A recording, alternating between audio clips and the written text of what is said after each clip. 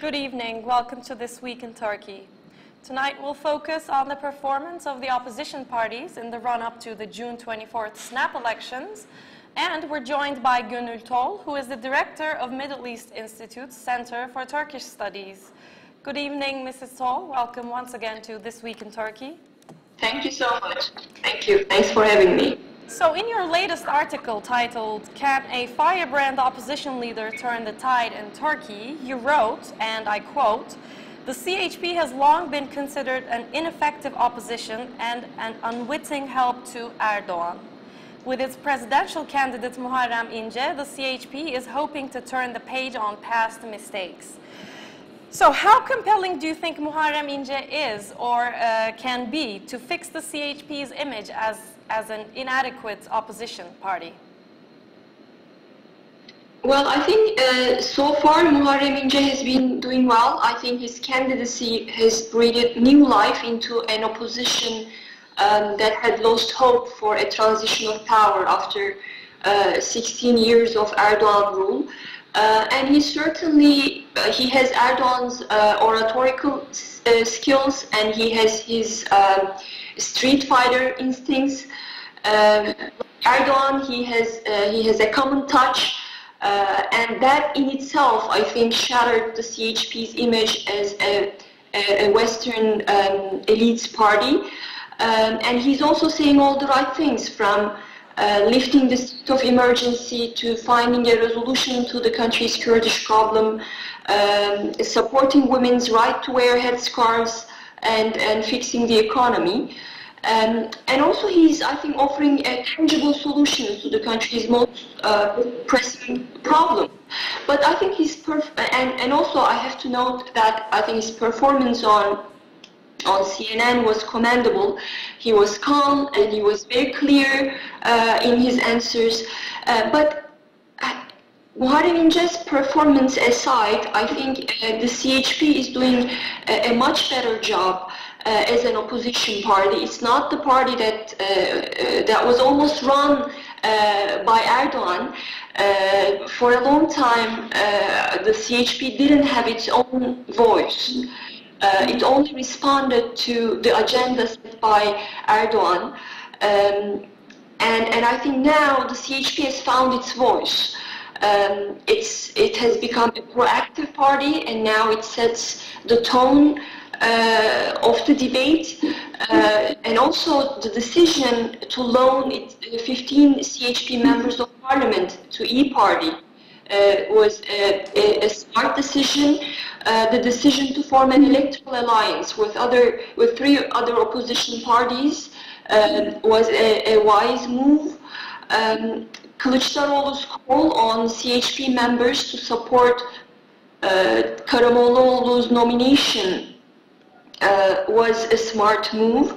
So I think this proactivism is something that we have not seen before, and I think for that we have to commend Kılıçdaroğlu. So in the same article you also wrote, and I quote, "Many think İnce can appeal beyond his party's secularist base to Kurds and conservatives." Is this really so? And how likely are Kurds, in your opinion, to be supportive of İnce in case he makes it to the second round of the presidential elections? Well, I think he has done the right things to appeal to the Kurdish votes, visiting Demirtaş, calling for his release, opposing the government bill to lift parliamentary immunities, promising to lift the state of emergency and the return to the rule of law. These are all things that resonate very well among the Kurds. And I believe some HDP lawmakers hinted that the party could support Muharrem İnce if he runs against Erdogan in the second round. But I think there's a bigger problem here. I think it's not the Kurds, but the conservatives could be the problem. For Muharrem İnce to have a real shot at defeating Erdogan in the second round, I think he has to be able to appeal to the AKP's disillusioned and religiously conservative voters, and I'm not sure whether he can.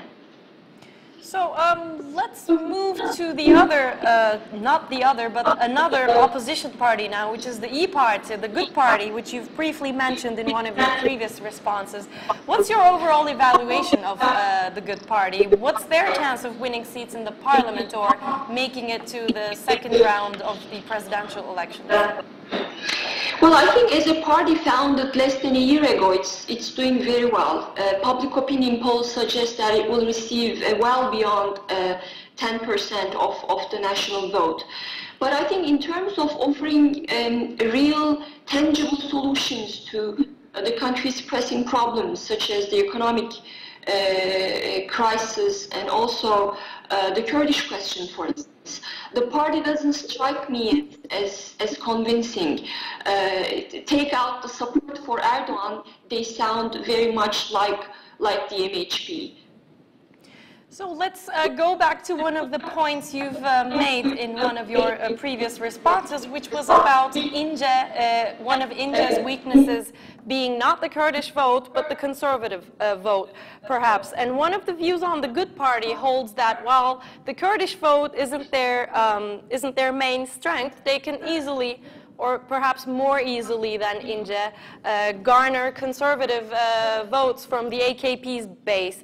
Would this be enough to secure entry for the Good Party to the second round, or win the presidency even, in your opinion? Well, you're breaking up. I think I got the gist of it. To run against Erdogan in the second round, E-Party has to capture at least 27% of the national vote, and public opinion polls suggest that it's not likely. So the CHP is the largest opposition bloc, and I think that's why CHP's candidate Muharrem İnce will be running against Erdogan in the second round.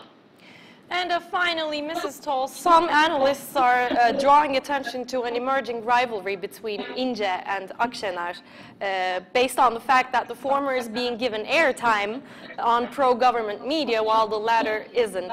What do you think?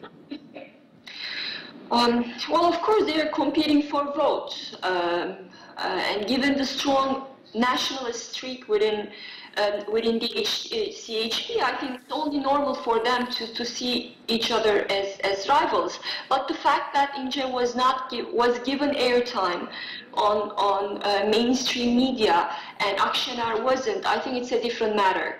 I think it has something to do with President Erdogan's strategy. He's trying to frame the elections as a race between the AKP and the CHP. And I think that's why he's avoiding Temel Karamollaoğlu and Meral Akşener. Thank you very much, Mrs. Tol, for your comments and for being with us tonight. Thanks for having me. The Turkish Central Bank announced on Monday that the new framework on monetary policy will take effect on June 1st.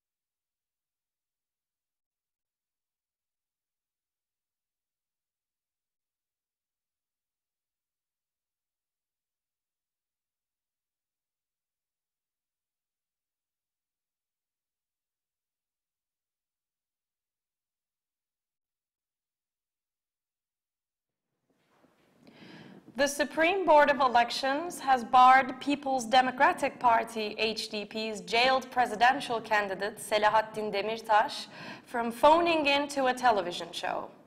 The Supreme Board of Elections has ruled that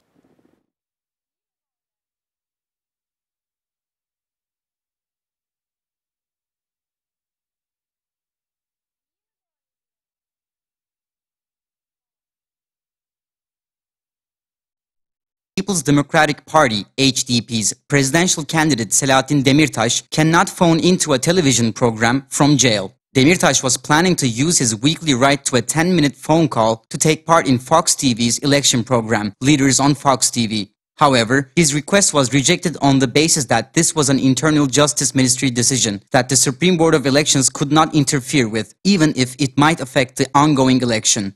Running against the incumbent President Recep Tayyip Erdogan from behind bars, Demirtas has criticized the government for an unfair playing field, as he is unable to hold rallies for the June 24th snap elections. HDP's co-chairs Sezai Temelli and Pervin Buldan, on the other hand, were able to appear on Fox TV, which broke an embargo for the first time in years by the mainstream media. The majority of Turkey's broadcast media outlets are controlled by business people with close ties to Erdogan's administration. Demirtas answered the written questions posed by the journalist at the Leaders on Fox TV show. In his answers, Demirtas emphasized that the HDP still aims at being a party of Turkey and to get the votes of various sections of the society and not only the Kurds. Asserting that the HDP does not have organic ties with the outlawed PKK, Demirtas said, "We made efforts to end the violence from the first moment onwards." Demirtas has been in pre-trial detention since November 2016. And if convicted, he could face a 142-year prison sentence. Turkish and US officials agreed this week on a roadmap for further cooperation in Syria. Following the first round of meetings in March, US and Turkish officials met late last week in Ankara to discuss the withdrawal of the Syrian Kurdish YPG militia forces from Syria's Manbij city. During the talks, Turkish and US officials agreed on a roadmap for further cooperation to ensure the security of a city which had become a major issue between the two countries. The two NATO allies outlined the main aspects of a roadmap for their further cooperation in ensuring security and stability in Manbij, read a statement released by the US Embassy in Ankara. Media sources also reported that the draft plan oversees the withdrawal of the YPG militants from Manbij and the security of the region to be maintained by Turkish and US soldiers. Days after the joint statement between the US and Turkish officials, Turkey's state-run Anadolu News Agency reported that the two countries have reached a deal on a three-step plan for the withdrawal of the Syrian Kurdish YPG militia from Syria's Manbij. According to Anadolu News Agency, the Turkish and US military forces are set to start joint supervision in Manbij 45 days after the deal is signed, and the local administration will be formed 60 days later. However, the reports were denied by the US State Department. "We don't have any agreements yet with the government of Turkey. We're continuing to have ongoing conversations regarding Syria and other issues of mutual concern," the department spokeswoman Heather Nauert said.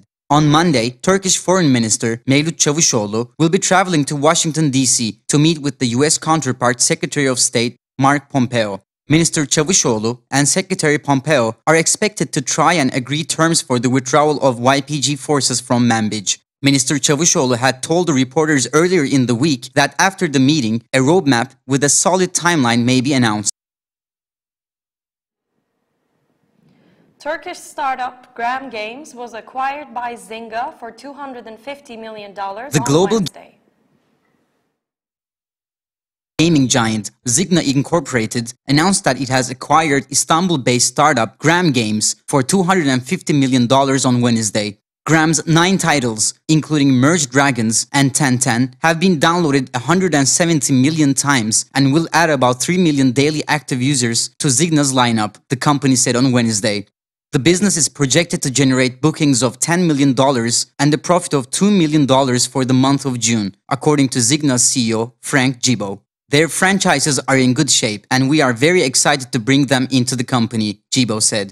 They have a unique way of building games through rapid prototyping with small teams. They focus on culture and creativity. We will keep them as is, and they will operate as an independent studio inside our company, Jibo added.